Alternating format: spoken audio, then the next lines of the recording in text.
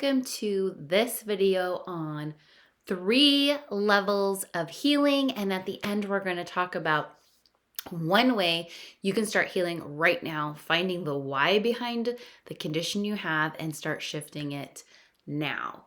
My name is Regina. I am a spiritual life coach, a multidimensional healer, a hypnotherapist, and a rapid transformational therapist. So I've been doing energy healing for 17 years.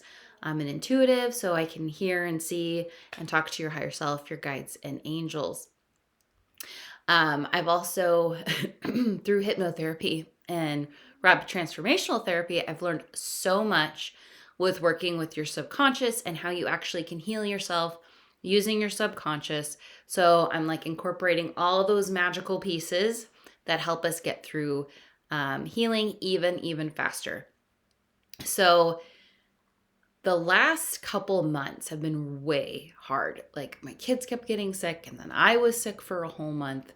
And one of the things that I found was the steps that I use to get through it and the steps that I use to heal myself faster. And so that's kind of where these 3 levels of healing and explaining those to you today is because I knew them before, but I actually had to live it, right? Like the biggest teacher is pain.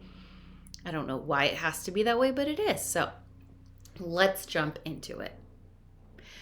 The first level of healing is energetic level. So this is things like past lives have interference in our life, right?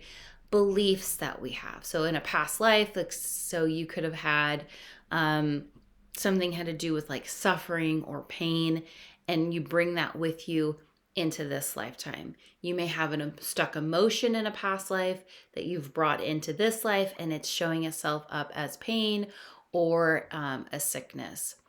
Also, sometimes when we do get sick, viruses and bacteria actually can trigger some of that genetic DNA that's related to our ancestors and actually trigger some of those things to start happening, like to make the condition worse or to actually trigger past life stuff.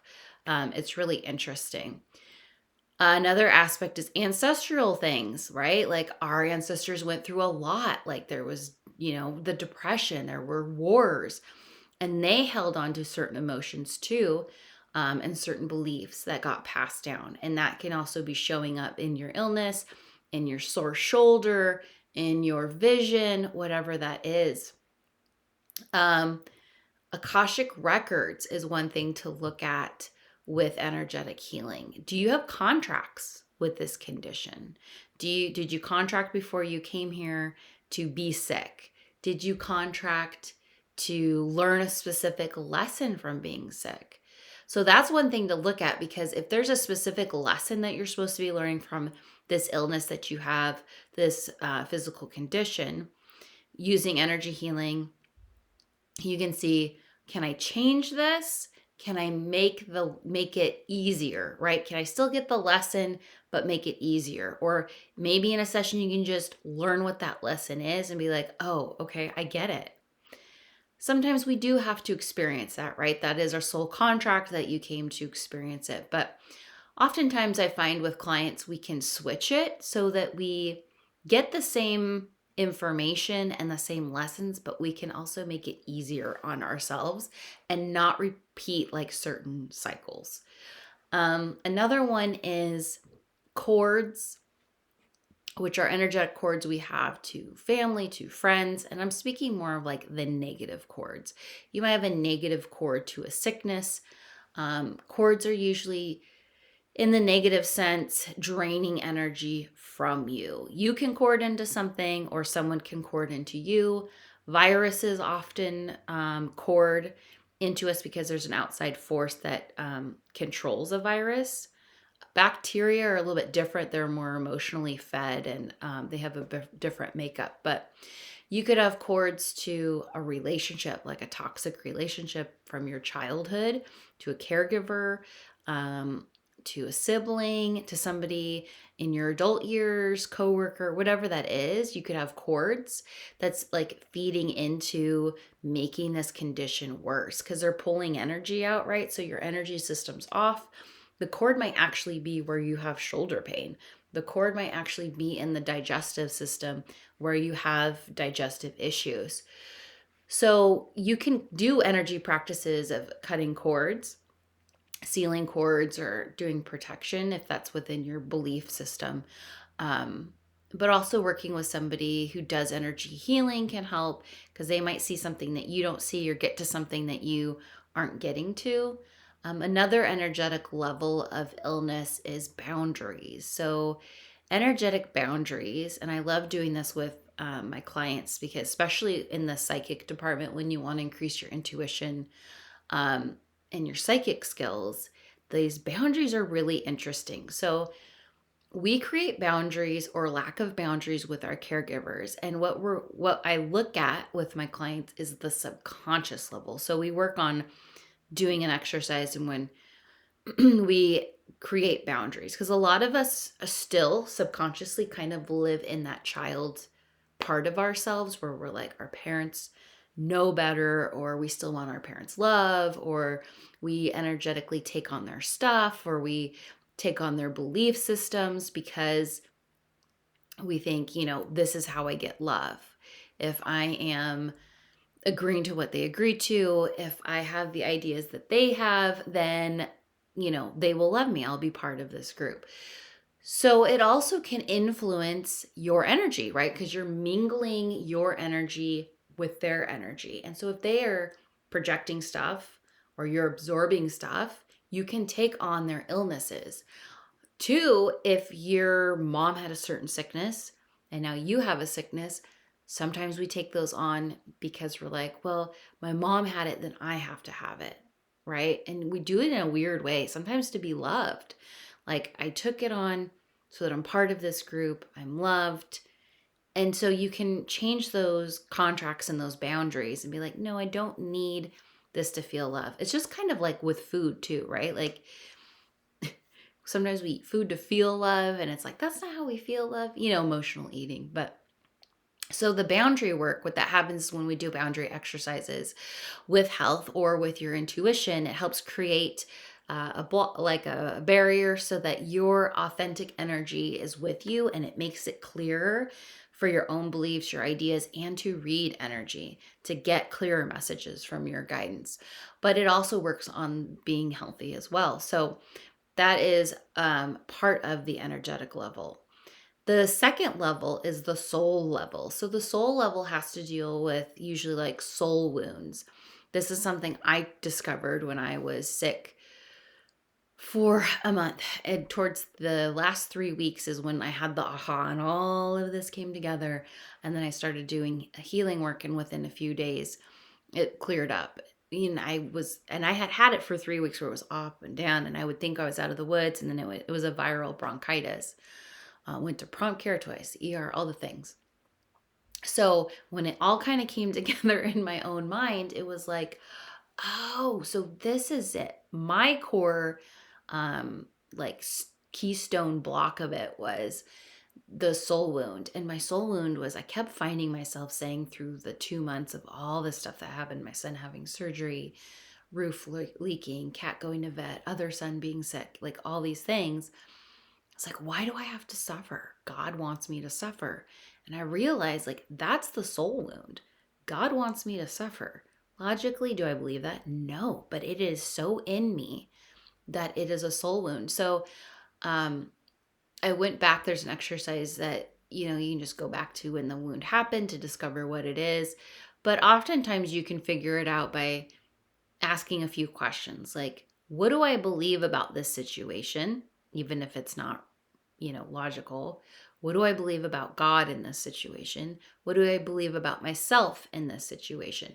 So you might find that, okay, I'm meant to suffer. I'm need to be punished. God doesn't love me. I'm not supposed to be successful. Like, whatever those things are. Usually, if it's something that you can trace back to like a really sturdy like belief like that, and I know I've had that belief that God wants me to suffer through other really hard times in my life, like when our house burned down and it was like one bad thing after another after we lost our house in the campfire. I remember being like, God just wants me to suffer. And then things kind of got better in some ways, and had to do other healing stuff. But so that's something to look at with the soul wound. So you can go back in a meditative state and figure out what that soul wound is. I work with clients to do that. Go back to the soul wound, see what it is, and then heal it. So let me tell you where a soul wound comes from to begin with. So when your soul is newer, you're like out in the ethers, and then you decide to reincarnate, whatever physical vessel that is. You reincarnate, and then the veil between you and source gets thicker, and then you start having experiences, and then those experiences cause you to have beliefs. So with me, I had a lifetime, like towards the beginning of being in a physical body, of like everything was going wrong, and I just couldn't understand why everything was so hard and why it was one bad thing after another and another. And so I drew the belief that, God wants me to suffer.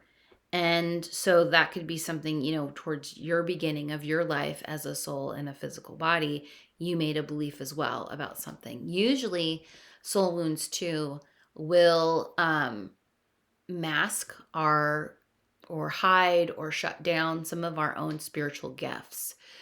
Things that we believed that we had, and then we shut down because we weren't as connected to source. But those soul wounds are at the base, right? Like those are pretty much the original patterns, karma that we're needing to clear. Not just the stuff we pick up from every lifetime. It's like the beginning of it all. The third level is the subconscious level. And I love the subconscious level. It's like belief work. It's like all that stuff that you don't know about or kind of do. And then when you start working your subconscious, you're like, oh my gosh, I believe that. I believe that about myself. Or that's like a belief I made in childhood. And like, that makes no sense anymore. Like, think how many beliefs we have about money, right? Money's bad. Money's evil. I can't have it. If I have it, it'll get taken away.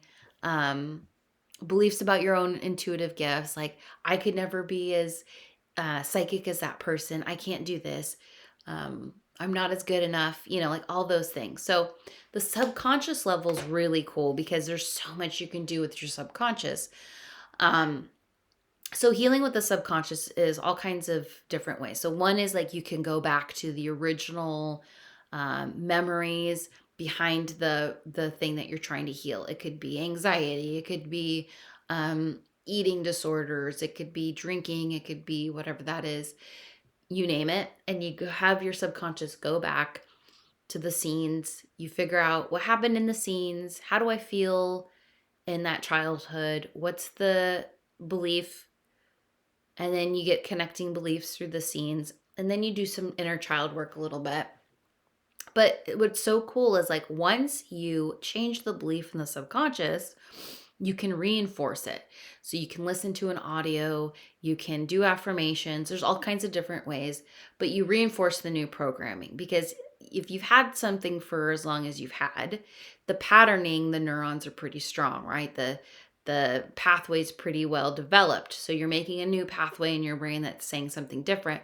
You have to enforce it. So for the subconscious level, you can also do something, and I have a freebie for this. It'll be in the description below.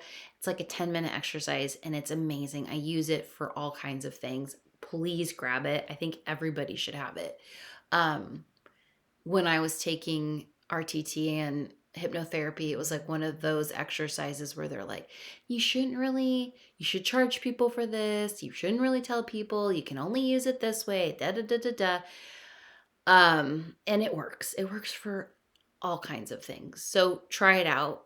Here I'm talking about using it for your physical condition, but try it out. Anxiety, for something else, sadness, anger, whatever you're dealing with, and see if it works. So with the freebie, it's called Pain Shift Mini Session. And what you're going to do is you're just going to go into that part of yourself that has the condition, and you'll figure out like, I'm Regina's sore shoulder, and the reason my role here is to, and then you just kind of fill in the blank really quickly.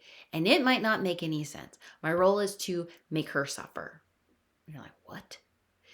Because, and then fill in the blank. She can't take care of herself. So what you're going to do is you're going to find out. It'll either be positive. It'll be like, I'm here because she needs protection and she needs safety, or I'm here to alert her, I'm here to help her. Or it may be something negative like, I'm here to make her suffer. She's not good enough. Whatever it is, you're going to have a dialogue with your subconscious and be like, okay, thank you for being here. Can you leave? If it leaves, great. If not, find a different role for it. Be like, okay, I need you to help me then. So I need you to help me find things that heal this. I need you to help me find ways of thinking better. Or, like if it's saying, oh, well, you're always so negative. It's kind of cool in this space with the freebie and try it out to just kind of a little bit have a conversation of like, what could I do different? What do you need? It might be like, I'm here to keep you safe because you can't keep yourself safe. And you're like, oh, and that might be from decisions you've made.